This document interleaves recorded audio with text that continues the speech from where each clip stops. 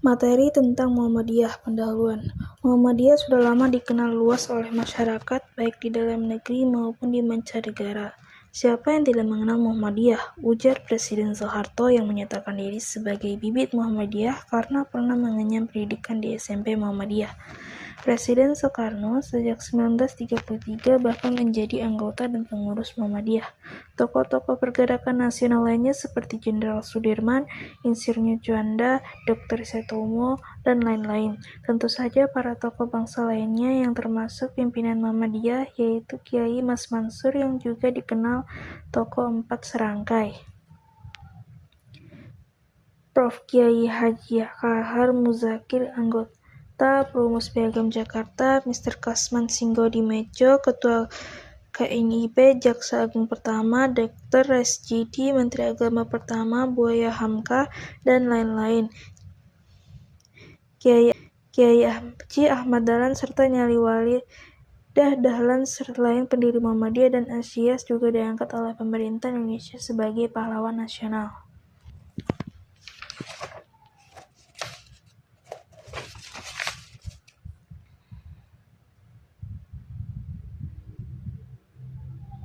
Muhammadiyah tentu perlu dikenali dan dipahami dari berbagai aspeknya yang melekat dengan jati diri gerakan Islam. Muhammadiyah adalah gerakan Islam yang berdiri di Yogyakarta pada 18 November 1912 Miladiyah atau 8 Dzulhijjah 1330 Hijriah dengan pendiri Kiai Haji Ahmad Dahlan. Muhammadiyah sejak awal berdirinya menjalankan misi dakwah untuk menyebarluaskan serta mewujudkan ajaran Islam dalam kehidupan individu, keluarga, dan masyarakat. Muhammadiyah juga menjalankan misi tajdid untuk memperbarui pandangan dan cara pengamalan Islam dalam kehidupan umat Islam sehingga Islam menjadi agama yang membawa kemajuan hidup bagi seluruh umat manusia di muka bumi. Dengan demikian, kehadiran Muhammadiyah melalui misi dakwah dan tajdid itu dapat menghadirkan Islam sebagai rahmat bagi semesta alam. Muhammadiyah menjadikan Islam sebagai asas gerakan yang menjadi landasan dan pedoman kehidupan way of life dengan mengamalkan Islam dalam aspek akidah, ibadah, akhlak, dan muamalah dunyawiyah untuk membawa kebahagiaan hidup di dunia dan di akhirat. Adapun maksud dan tujuan Muhammadiyah ialah menjunjung tinggi ajaran Islam menuju terwujudnya masyarakat Islam yang sebenarnya dengan masyarakat Islam yang diwujudkan Muhammadiyah, maka dalam radius yang luas maka kehidupan umat manusia dapat mewujudkan kehidupan yang baldatun thayyibatun warabun ghafur, suatu kehidupan yang serba baik dalam naungan ilahi.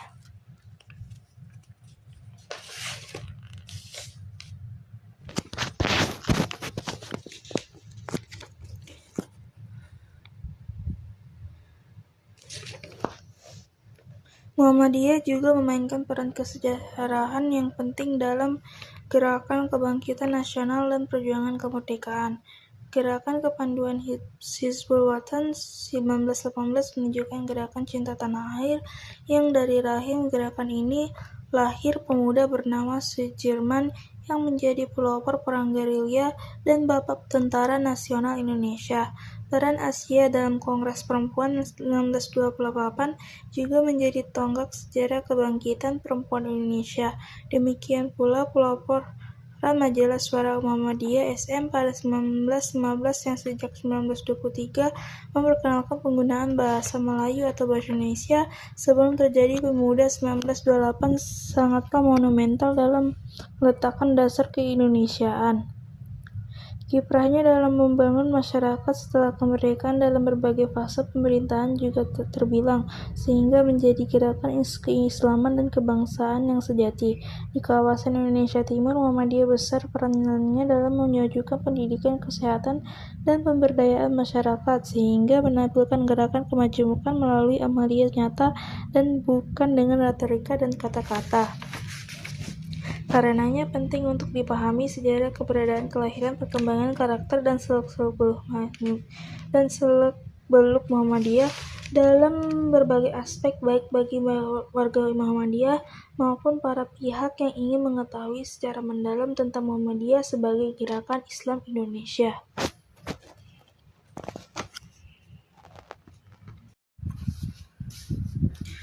Berdirinya Muhammadiyah. Muhammadiyah waktu berdiri ditulis Muhammadijah adalah nama gerakan Islam yang lahir di Kauman Yogyakarta pada 18 November 1912. Pada waktu berdiri dan mengajukan pengesahan kepada pemerintah Hindia Belanda memakai tanggal dan tahun miladiah atau Masehi. Adapun bertetapan pada waktu dengan penanggalan Hijriah ialah 8 Zulhijjah 1330 Hijriah. Pendiri Muhammadiyah adalah seorang kiai yang dikenal alim, cerdas, dan berjiwa pembaru, yakni Kiai Haji Ahmad Dahlan yang sebelumnya atau nama kecilnya bernama Muhammad Darwisi. Muhammadiyah didirikan dalam bentuk organisasi atau perkumpulan atau perhimpunan resmi yang sering disebut dengan persyarikatan. Pada waktu itu memakai istilah persyarikatan Muhammadiyah. Dalam berita tahunan tahun 1927 dinyatakan tentang istilah persyarikatan, yaitu kalimat syarikat itu berarti komplanja beberapa orang kontak melakukan sesuatu dengan sepakat dan bersama-sama, karena beranjak sekali daripada saudara-saudara yang bukan anggota dan donatur yang sangat mencintai Muhammadiyah dan turut bekerja bersama-sama, seolah-olah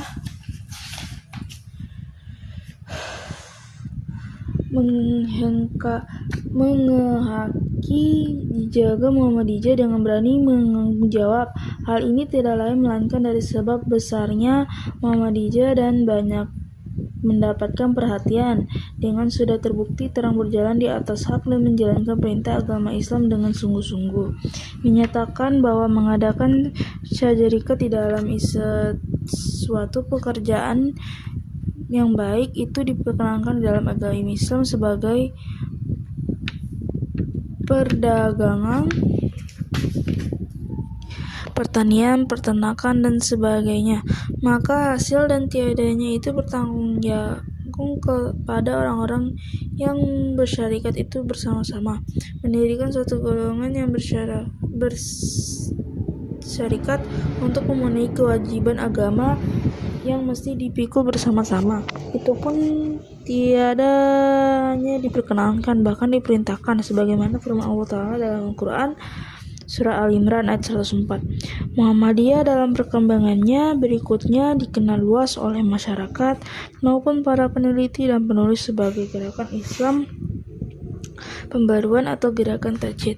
Muhammadiyah dikarenakan waktu pembaruannya dikenal pula sebagai gerakan reformasi dan gerakan modernisme Islam yang berkiprah dalam mewujudkan ajaran Islam senafas dengan semangat kemajuan dan kemodernan saat itu.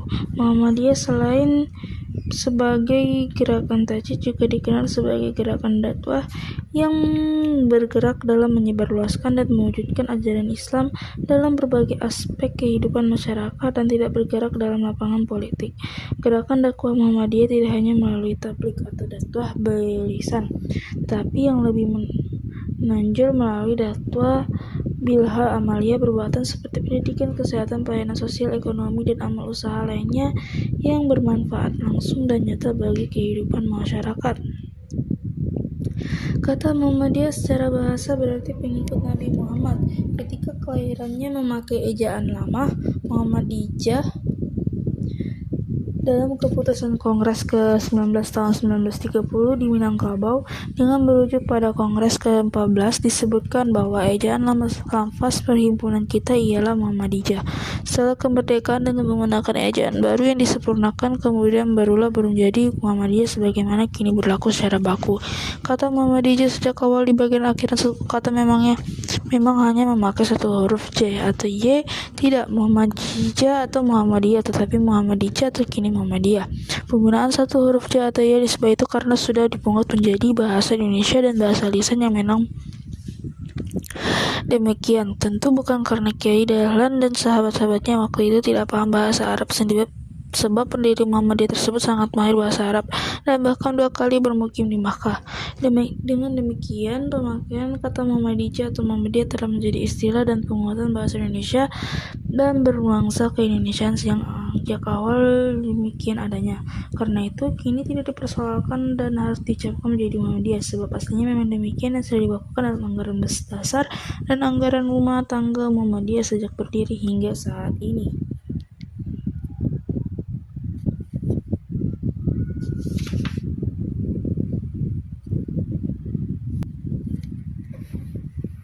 Pembaruan di dunia Islam. Gerakan Muhammadiyah dan Kiai Haji Ahmad Dahlan selaku pendirinya sering dikaitkan dengan gerakan-gerakan pembaruan Islam yang berkembang di dunia muslim sebelumnya. Gerakan Islam Tajdid fil Islam itu sering disebut pula sebagai gerakan kebangkitan Islam, Islamic Revival al-Syahwa al-Islami, gerakan kebangkitan Salafiyah Muhyi Atsari al-Salaf, dan dalam terminologi kontemporer disebut pula sebagai gerakan reformasi dan modernisasi Islam, Reforming Islamic Modernisme. Pelopor pembaruan Islam di dunia muslim tersebut ialah Ibnu Taimiyah, Muhammad bin Abdul Wahhab, Jamaluddin Al-Afghani, Muhammad Abdul Rashid Ridha, Syekh Waliullah, Ahmad Khan, dan sebagainya. Di Indonesia, selain Kiai Haji Ahmad Dahlan, pendiri Muhammadiyah, sebelum itu lahir ke panggung pembaruan adalah Haji Rasul dan tokoh-tokoh lain gerakan kaum muda di Sumatera Barat. Haji Yoimar Said Tijokroaminoanto, pendiri Sarekat Dagang Islam SDI yang kemudian menjadi Sarekat Islam SI, Syekh Ahmad Syukati, pendiri Al-Irsyad, dan lain-lain.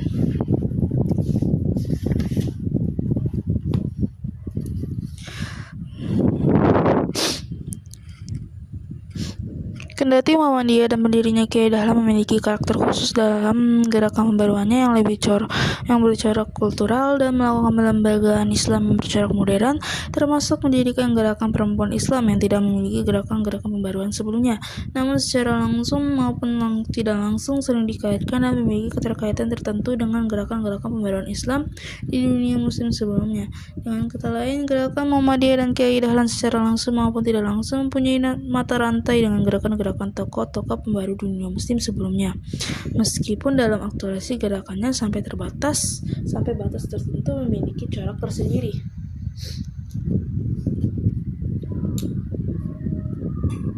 Muhammadiyah dikenal sebagai gerakan pembaruan Islam. Bagaimana hubungan Muhammadiyah dengan gerakan-gerakan pembaruan di dunia Islam? Masalah ini perlu dikaji untuk mengetahui hubungan benang merah sejarah pembaruan Islam, sekaligus keberadaan Muhammadiyah sebagai gerakan Islam berwatak tajdid di Indonesia. Muhammadiyah sejak kelahiran di Kampung Kauman, Yogyakarta tahun 1912 memiliki karakter atau watak kuat sebagai gerakan tajdid. Kiai Ahmad Dahlan selaku pendiri Muhammadiyah dikenal pula sebagai mujadid atau pembaru karena sejumlah gagasan dan langkah gerakannya yang bersifat pembaruan. Kelahiran Muhammadiyah dan ketokohan Kiai Dahlan pada awal abad ke-20 di negeri tercinta ini memang benar-benar membawa pembaruan ketika saat itu umat Islam berada dalam kondisi jumud dari segi paham dan pemikiran agama serta tertinggal dalam kondisi kehidupan. Bermacam-macam istilah diberikan untuk gerakan pembaruan di dunia Islam. Setiap istilah memiliki pandangan atau konsep tertentu, namun dalam konteks gerakan Muhammadiyah pandangan yang beragam tersebut bermuara pada sifat dan orientasi sebagai gerakan pembaruan, yakni gerakan yang membarui cara pandang atau paham tentang Islam guna menjawab persoalan-persoalan kehidupan yang bersifat kekinian. Kelahiran gerakan pembaruan atau kebangkitan dunia Islam tidak terlepas dari situasi umat Islam sedunia yang kala itu mengalami kemunduran setelah berlalunya masa kejayaan atau keemasan di abad ke-7 sampai ke-13 Masehi, sebagaimana sejarah menunjukkan bahwa abad ke-13 Masehi merupakan era kemunduran peradaban Islam setelah kekuasaan Islam di Spanyol Cordoba jatuh ke tangan hak Nasrani usai kekalahan pasukan Islam di Las Navas de Tolosa tahun 1913 Masehi, dan puncaknya lagi pasca kejatuhan Baghdad pada tahun 1958 akibat serangan tentara Mongol. Pasca kejatuhan Islam tersebut bukan hanya dari segi politik dan militer dunia Islam terus mengalami kekalahan dan kelemahan, tetapi juga mengimbas krisis akidah dan paham keagamaan yang mengalami penyimpangan dan kejumutan.